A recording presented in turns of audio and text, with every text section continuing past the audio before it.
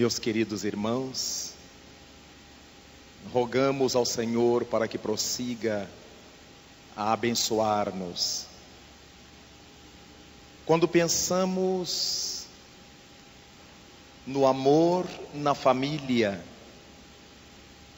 vale considerar o projeto da divindade relativamente a essa estrutura, a essa instituição que se convencionou chamar no mundo de família, substituindo o bando, o grupo, nas faixas inferiores da relação animal.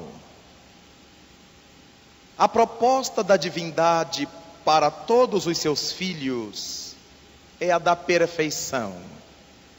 Perfeição que vamos galgando paulatinamente, a pouco e pouco, desde as expressões mais rudimentares até as expressões arcangelicais. E para que nós possamos no futuro nos tornarmos Cristos, Messias, esses mensageiros do Criador, incumbidos de conduzir outros grupamentos de irmãos nossos, em estágios menores de progresso, tanto quanto hoje Jesus Cristo nos conduz, na condição de mestre, de guia, precisaremos fazer um curso largo, um curso amplo, que se chama evolução. Nesse curso nós passamos por diversas disciplinas, aprendendo a conviver com cada uma delas e a sermos aprovados em todas elas, pouco a pouco, até que estejamos devidamente graduados para sermos Cristos, para sermos Messias. A partir daí, a família se constitui. Se deram conta os sociólogos do passado, desde Émile Durkheim na França, a família se torna a base estrutural da sociedade. Dizia-se a célula da sociedade. Não se pode pensar numa sociedade sem essa estrutura fundamental, que é a família.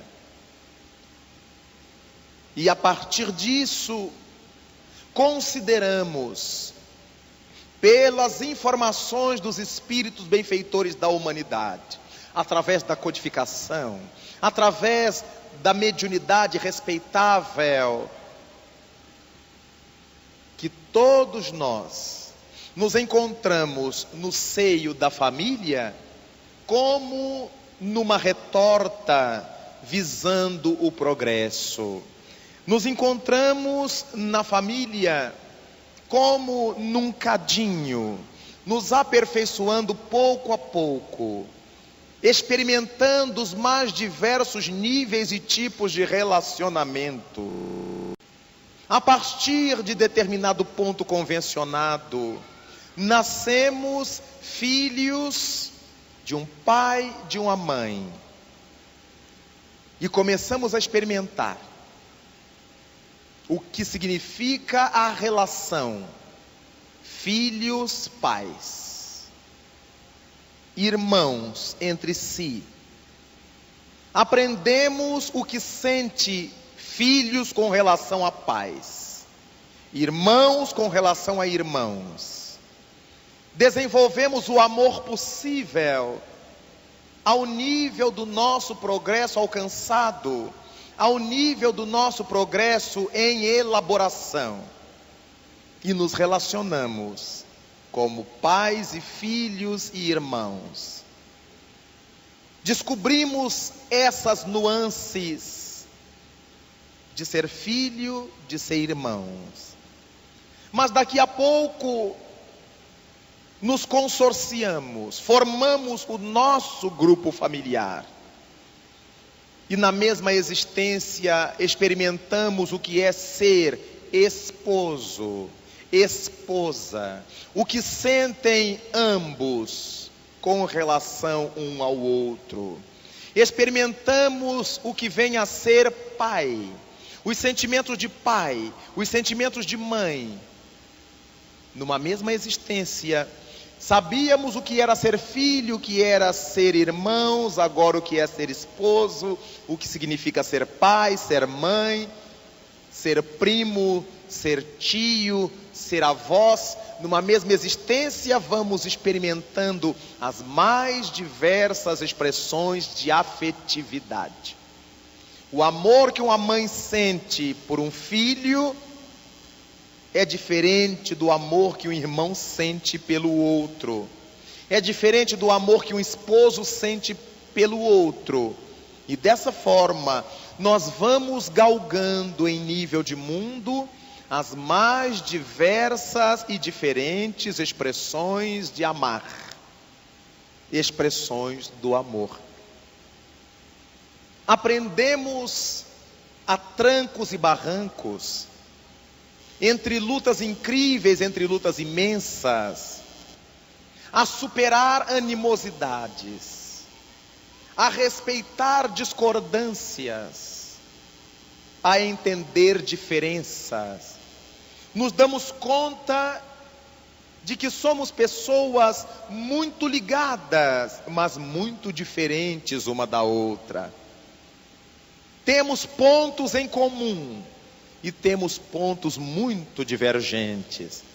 Não significa que sejam coisas obrigatoriamente negativas os pontos de nossa divergência, mas descobrimos que há muitas divergências. Se perguntarmos a um filho de uma família que tenha 2 filhos, perguntarmos a um deles, qual é a cor que você gosta mais? Ele poderá dizer-nos o azul, a cor azul. E se perguntarmos ao outro gêmeo univitelino, eu gosto do vermelho, eu gosto do laranja, eu gosto do verde. Não tem nada demais, não há crime nenhum nisso. Mas um se sensibiliza com a frequência azul, outro se sensibiliza com a frequência vermelha, e se adoram e se estimam. Um sai vestido de azul, outro sai vestido de vermelho. Se perguntarmos quanto aos gostos alimentares, uns gostam do McDonald's, o outro detesta junk food. E dessa maneira nós vamos percebendo que são amigos, são irmãos, são queridos, mas um gosta de um tipo de comida, outro gosta de outro tipo de comida. Um adora música clássica, o outro detesta música clássica e adora rock pauleira, rock metálico, rock barulhento. Então, dessa forma, nós percebemos quantas diferenças. E o que responde por essas diferenças é o grau de progresso que cada um alcançou nas diversas áreas. É o livre-arbítrio, a preferência de um e de outro relativamente a essas questões. Por que é que Deus nos colocou na terra, no seio, no bojo de uma estrutura familiar? Se o objetivo é que sejamos irmãos universais, o objetivo que agora chamamos fins da divindade, porque são objetivos distantes, são conhecidos como fins, é o da nossa unificação, que Jesus Cristo verbalizou, dizendo que será um só rebanho, sob a tutela de um único pastor. Então, para que consigamos amar a humanidade, tornando-nos um único rebanho, sob a guarda de um único zagal, se faz importante aprendermos a amar a 2 pessoas, a 3 pessoas, a 5 pessoas, a 10 na estrutura doméstica. Será inconcebível que alguém consiga amar a 200 pessoas se não consegue se entender com 10. Será impraticável e inconcebível que alguém consiga amar a 6 bilhões de almas encarnadas na Terra, se a gente não consegue entender as 6 pessoas dentro de casa. Daí, nós podermos de longe avaliar a evolução de Jesus Cristo. Cada qual de suas ovelhas, com um gosto diferente, com um desgosto diferente, com um psiquismo diferente, com uma proposta de vida diferente, e ele entender e atender a cada uma dessas ovelhas, estando bem com todas elas, nada obstante, nem todas elas estejam bem com ele. Para que a gente aprenda isso, é preciso começar nesse cadinho que nós chamamos de família. Para que nós amemos a humanidade, proposta final, telefinalismo divino, é preciso aprender a amar a família doméstica. Daí então, nós encontrarmos a importância de irmos desenvolvendo o amor. Quantas vezes dialogamos com esposas que nos procuram, porque seus maridos não lembram das datas de seu aniversário, não lhes trazem flores no dia dos namorados, não tem essas sutilezas de um gentleman, de abrir-lhe a porta do carro quando ela vai sair ou quando ela vai entrar, de dar-lhe a mão ao descer da condução. Claro que isto pode transformar-se numa dificuldade da relação, mas temos procurado levantar junto a essas esposas as outras condições boas do seu companheiro, dos seus companheiros. São homens trabalhadores, devotados, honestos, têm diversas qualidades. Então, ao invés de nos apegarmos àquilo que neles sentimos falta, vamos desenvolver aquilo que neles abunda. E dessa forma, o esposo dirá a mesma coisa relativamente à sua companheira. Casei-me com uma mulher que é seca, é incapaz de me fazer um carinho, é incapaz de me falar uma palavra de maior atenção. E aí sofre todo mundo de carência afetiva, mas é uma excelente mãe, é uma excelente esposa, é uma mulher super digna, é cumpridora dos seus deveres. Exatamente por que a gente precisará pensar nesses termos? Porque todos estamos na marcha para a evolução. Nenhum de nós é um ser completo. Então o que acontece? Nós, quando nos casamos, casamos com uma imagem idealizada e não com uma realidade conhecida. Estamos sempre sonhando com o príncipe encantado no caso da mulher, com a princesa encantada no caso dos homens. E a tendência desse sonho é o desencanto. Logo mais, nos casamos com uma imagem e não com uma realidade. Por isso, os técnicos da psicologia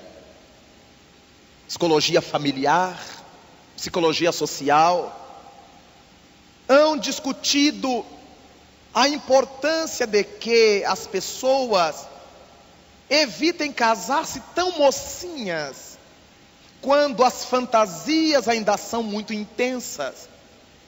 A jovenzinha está sonhando com aquele rapaz que vai lhe chamar de ternurinha, que vai lhe levar leitinho na cama, chazinho de manhã.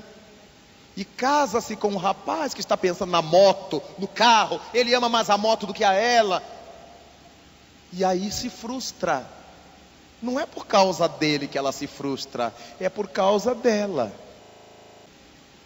Às vezes o rapaz se casa com aquela donzela que é a moça mais linda da cidade, a moça mais bonita do bairro, mas é uma cabecinha imatura. Ele esperava que ela fosse seu apoio, que topasse com ele todas as lutas, e descobre que ela é frágil. Ele casou-se com uma personalidade idealizada, com a princesa, e não com uma mulher, com todas as suas carências e necessidades e falhas. Então, vale a pena, dizem esses técnicos referidos, que esperemos um pouco mais, para que não estejamos procurando somente a parceira para o leito, o parceiro para o leito, mas o companheiro para a vida, a companheira para a vida. Quando a gente amadurece um pouco mais, já não estamos olhando só o corpo, estamos olhando a mente. Alguém que sintonize melhor conosco. Estamos procurando na sociedade, no nosso circuito, nos processos de empatia, aquelas pessoas que são mais afinadas conosco e nós com elas. O rapaz está procurando a moça dos seus sonhos, mas ela também está procurando o rapaz dos seus sonhos.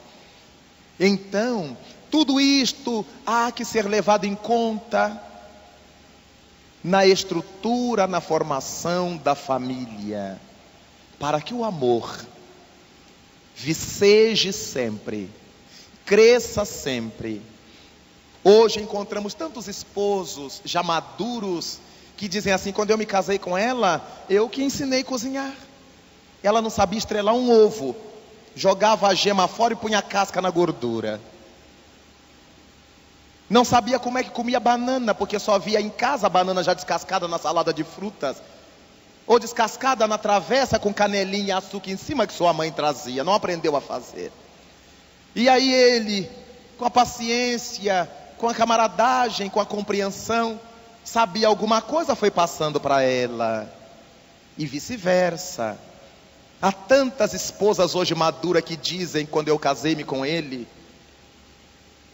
era um animalzinho, cuspia em todo canto, escarrava em todo canto, jogava guimba de cigarro em todo lugar. Chegava em casa tirando sapato, jogava a meia, jogava as cuecas, ia jogando e andando, porque na sua casa fazia assim. E tinha quem fosse recolhendo atrás: meu filhinho é tão desorganizado. E a mulher: bem, pega aqui, põe na caixa de roupa suja, me ajude. Bem, lava aqui para mim enquanto eu cuido do Juninho. E gradativamente ele foi se enquadrando, ele foi sentindo a importância de participar, sem precisar brigar. Mas o amor secundando todas essas experiências. É desse modo que nós queríamos deixar essa primeira mensagem sobre o amor no lar. A sua importância se deve fundamentalmente ao fato de que é na estrutura do lar, é no convívio da família que nós encontramos das mãos de Deus a oportunidade de treinarmos. É o nosso laboratório para que mais dia menos dia, ao longo do tempo, consigamos amar a humanidade, considerá-la como a nossa família maior e dar amor. Como diz o notável autor de A Arte de Amar, Erich Fromm, o amor então só será verdadeiramente amor quando nada mais exigir em troca. Até lá, ainda temos muito chão para caminhar, ainda teremos muita cobrança para fazer e seremos muitas vezes cobrados, porque estamos a caminho. Nenhum de nós perfeito, todos perfectíveis, nessa marcha na busca da grande integração, para que sejamos um só rebanho, sob a vara, sob o bordão de um só pastor. Que esse pastor nos abençoe, nos guarde, nos governe, para que possamos alcançar passo a passo esse desiderato, esse telefinalismo que a divindade programou para nós.